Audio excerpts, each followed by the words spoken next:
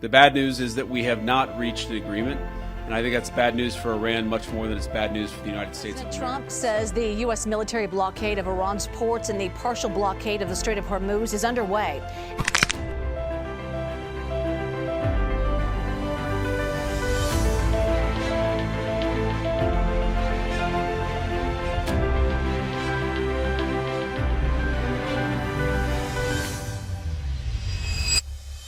Perundingan damai antara Amerika Serikat dan Iran dilakukan secara maraton di Pakistan, gagal menghasilkan kesepakatan untuk mengakhiri perang. Dalam pernyataan resminya, menurut J.D. Vance, kegagalan ini terjadi karena Iran menolak syarat-syarat dari Amerika.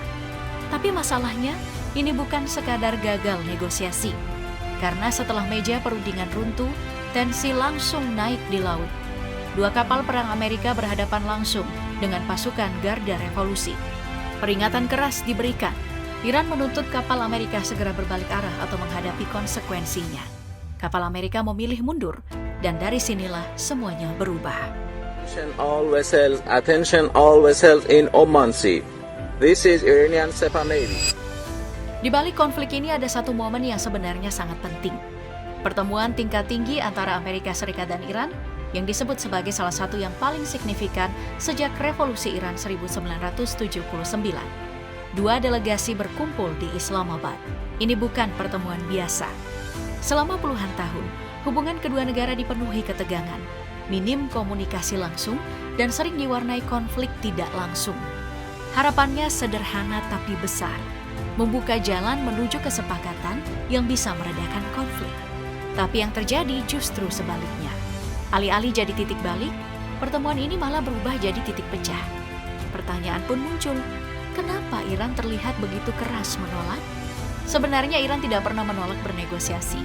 Menurut Ketua Parlemen Iran Muhammad Baqir Kalibaf, masalah utamanya adalah kepercayaan. Ia menegaskan, kalau Amerika berkali-kali melanggar kesepakatan, bahkan tetap melakukan serangan saat proses negosiasi berlangsung. Terutama saat mengadakan perundingan terkait program nuklir pada awal Februari, Iran diserang mendadak. Dan kali ini ada dua isu besar yang jadi penghalang utama. Pertama, soal pengayaan uranium. Tuntutan Amerika, Iran harus menghentikan total pengayaan uraniumnya, membongkar fasilitas nuklir utama, dan memindahkan stok uranium yang sudah diperkaya keluar dari Iran. Tapi, Menlu Iran Abbas Araghchi menyatakan dengan tegas, kalau pengayaan uranium adalah hak kedaulatan Iran dan tidak akan pernah diserahkan, bahkan di bawah tekanan atau ancaman perang. Kedua, soal Selat Hormuz. Amerika mengusulkan pengelolaan bersama jalur vital ini, tapi Iran menolak mentah-mentah. Situasi makin memanas ketika Amerika mengirim armada militernya ke kawasan Hormuz. Sebagai respon, pasukan Garda Revolusi Iran memberikan peringatan keras. Setiap kapal militer yang mendekat akan dianggap sebagai pelanggaran dan akan ditindak tegas. Di titik ini, gencatan senjata 2 minggu bukan lagi solusi, tapi hanya jeda rapuh yang bisa runtuh kapan saja.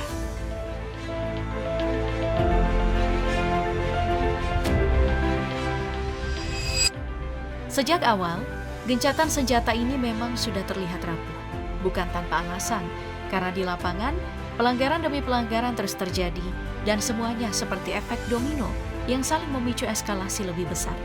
Salah satu titik awal yang paling krusial adalah hilangnya MQ-4 Triton milik Amerika Serikat di Selat Hormuz. Drone ini sempat mengirim sinyal darurat, kode yang menandakan situasi genting sebelum tiba-tiba kehilangan ketinggian dan menghilang dari radar. Dua spekulasi langsung muncul, ditembak jatuh atau dilumpuhkan melalui perang elektronik. Masalahnya, ini bukan sekadar drone biasa. Triton adalah aset intelijen strategis bernilai sekitar 3 triliun rupiah per unit. Fungsinya itu untuk memantau pergerakan militer dan aktivitas maritim dalam skala besar. Jika benar jatuh ke tangan Iran, resikonya jauh lebih besar. Kebocoran teknologi sensitif seperti sensor, radar, dan sistem komunikasi bisa terjadi. Insiden langsung memanaskan situasi. Di Selat Hormuz, pasukan Garda Revolusi Islam mendeteksi 2 kapal perusak Angkatan Laut Amerika memasuki zona yang dianggap sensitif. Sistem pertahanan Iran langsung mengunci target dan mengirim ultimatum tegas. ubah arah dalam 30 menit atau dihancurkan. Situasi benar-benar di ujung konflik terbuka. Tapi di detik terakhir, kapal perang Amerika dilaporkan memilih mundur. Tapi justru disinilah eskalasi semakin liar. Donald Trump kemudian mengumumkan blokade total Selat Hormuz. Semua kapal yang menuju atau keluar dari pelabuhan Iran dianggap target potensial dan bisa dicegat militer. Dampaknya instan dan global. Dalam hitungan jam, jalur pelayaran yang sebelumnya masih terbatas langsung kosong. Kapal-kapal memilih berbalik arah demi menghindari resiko. Efeknya langsung terasa di pasar energi dunia. Harga minyak melonjak drastis, melewati angka $100 per barel. Tapi eskalasi belum berhenti di situ. Laporan intelijen Amerika Serikat menyebut China tengah bersiap mengirim sistem pertahanan udara ke Iran. Bantuan ini disebut mencakup Manpads, rudal anti pesawat portabel yang bisa diluncurkan dari bahu dan efektif menargetkan pesawat terbang rendah, serta drone. Nah, jika bantuan ini benar-benar terrealisasi, maka keseimbangan kekuatan di udara bisa berubah drastis. Kemampuan Iran untuk menahan serangan udara akan meningkat signifikan dan dominasi udara Amerika tidak lagi mutlak. Di sisi lain, retakan mulai terjadi di kubu barat. Perdana Menteri Inggris Keir Starmer secara tegas menyatakan bahwa Inggris tidak akan ikut serta dalam operasi blokade.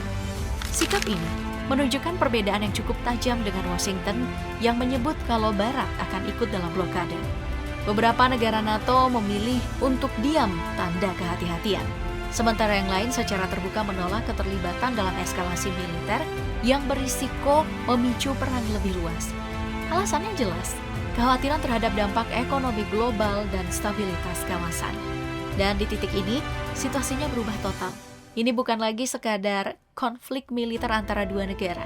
Ini sudah menjadi krisis yang melibatkan aliansi, ekonomi global, dan keseimbangan kekuatan dunia. Karena ketika sekutu mulai ragu dan lawan mulai diperkuat, eskalasi bukan lagi kemungkinan, tapi sesuatu yang sudah berjalan di depan mata.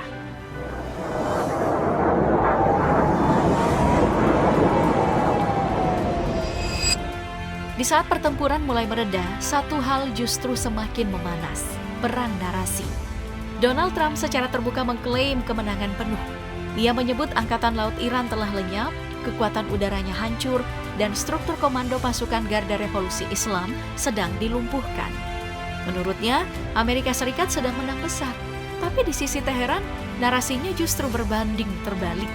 Iran mengklaim berhasil bertahan dari tekanan dua kekuatan besar, menjaga kapabilitas rudal dan drone tetap utuh, serta memaksa Amerika kembali ke meja negosiasi. Mereka juga menyebut berhasil mendorong proposal 10 poin sebagai dasar gencatan senjata, sebuah posisi tawar yang tidak mereka miliki sebelumnya. Bukan cuma itu, Iran menegaskan kalau pengaruh strategis mereka di Selat Hormuz tetap terjaga, bahkan semakin kuat. Dan disinilah masalahnya. Dua pihak sama-sama mengklaim menang, padahal di lapangan situasinya masih jauh dari kata selesai. Selat Hormuz justru semakin memanas. Iran mengklaim kendali penuh atas setiap pergerakan kapal, sementara Amerika mulai mengerahkan armada laut dalam skala besar ke kawasan tersebut. Kedua belah pihak ini sama-sama menunjukkan kekuatan. Tidak ada yang mundur. Dan ketika dua kekuatan besar sama-sama merasa unggul, ini seringkali bukan akhir konflik, tapi awal dari bab yang lebih berbahaya. Pertanyaannya sekarang, apakah ini sekadar unjuk kekuatan atau tanda bahwa perang yang lebih besar sudah ada di depan mata?